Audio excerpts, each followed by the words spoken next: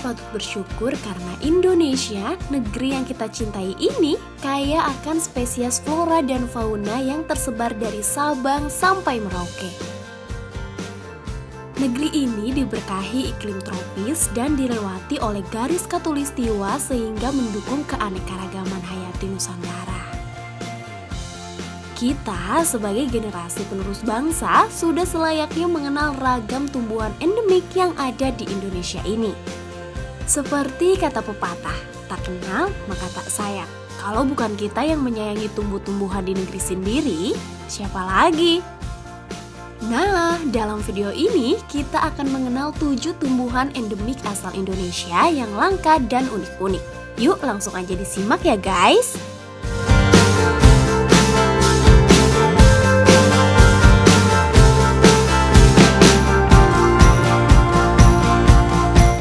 Pertama, nyamplung. Nyamplung dengan nama ilmiah Calophyllum inophyllum merupakan tumbuhan yang hidup di pesisir berpasir dan berbatu karang. Kulit pohon nyamplung dapat digunakan sebagai obat. Begitu pula kayunya yang keras dapat dijadikan bahan pembuat perahu dan tiang kapal. Keberadaan tumbuhan ini tersebar luas di Nusantara, mulai dari Sumatera Barat, Riau, Jambi, Sumatera Selatan, Lampung, Jawa, Kalimantan Barat, Kalimantan Tengah, Sulawesi, Maluku, hingga Nusa Tenggara Timur, dan Papua.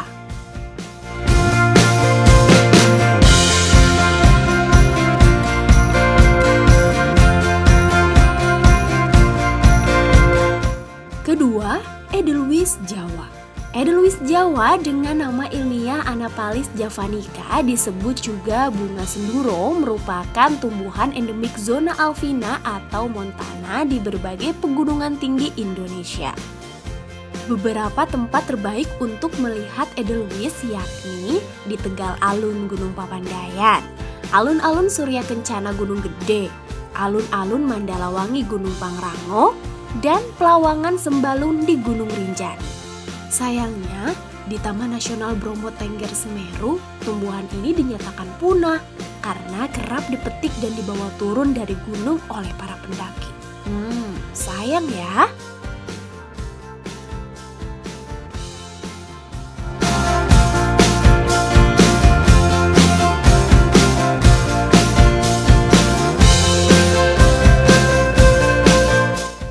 Ketiga, Padma raksasa.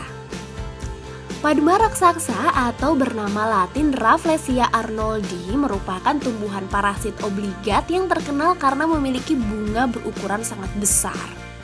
Bahkan, tumbuhan endemik Indonesia ini merupakan bunga terbesar di dunia. Wah, mantap ya guys! Padma raksasa pertama kali ditemukan pada tahun 1818 di dekat Sungai Mana, Lubuk Tapi, Kabupaten Bengkulu Selatan. Ditemukan oleh Dr. Joseph Arnold yang saat itu mengikuti ekspedisi yang dipimpin Thomas Stanford Raffles. Kalau kamu ingin melihat tumbuhan ini, datang saja ke Taman Nasional Kerinci Seblat karena Taman Nasional ini merupakan daerah konservasi utama Padma raksasa.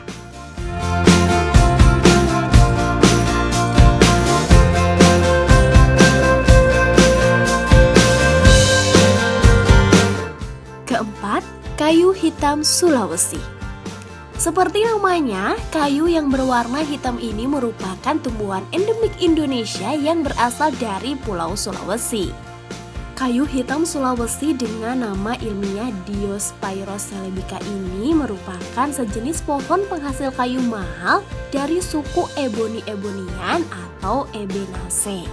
Kayu hitam memiliki berat jenis melebihi air sehingga tidak dapat mengapung.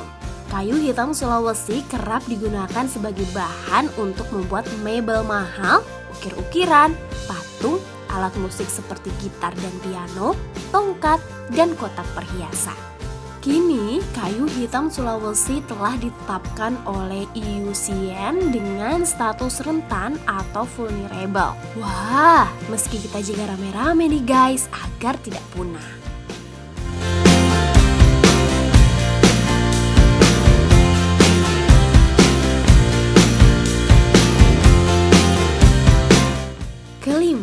Matoa.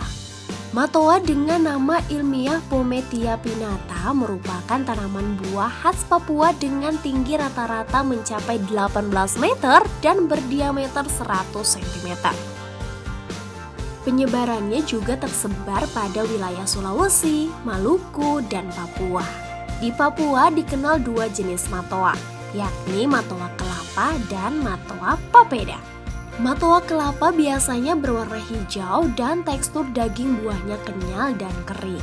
Sedangkan matoa papeda berwarna merah keunguan dan tekstur daging buahnya lembek dan sedikit lengket. Buah matoa memiliki ragam manfaat untuk kesehatan karena mengandung antioksidan sebagai penangkal utama radikal bebas yang menyerang tubuh. Vitamin E yang ada pada buah matoa mengandung antibodi dan bermanfaat untuk menjaga kesehatan kulit.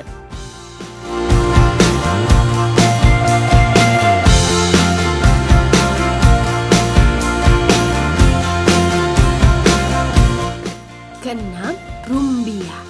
Rumbia dengan nama ilmiah Metroxylon sagu, dikenal pula dengan nama sagu, merupakan sejenis palma penghasil tepung sagu.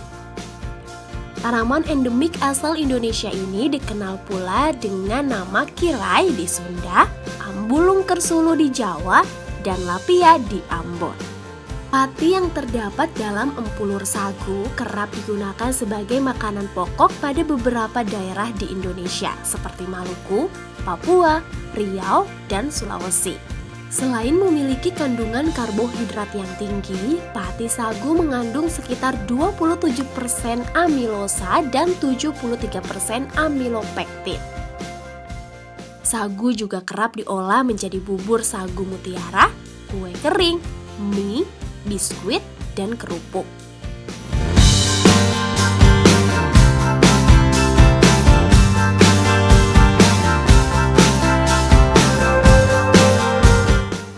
Ketujuh, mangga kasturi. Berdasarkan keputusan Menteri Dalam Negeri nomor 48 tahun 1989 tentang identitas flora masing-masing provinsi, tumbuhan mangga kasturi ditetapkan menjadi identitas flora Provinsi Kalimantan Selatan. Mangga kasturi dengan nama ilmiah Mangifera casturi termasuk dalam kriteria tumbuhan langka menurut IUCN Red List Categories pada 30 November 1994. Mangga kasturi diketahui hanya hidup dan tumbuh secara alami di kebun, hutan, atau di kawasan konservasi. Ayo kita lestarikan mangga kasturi ini guys, jangan sampai hilang dari bumi pertiwi.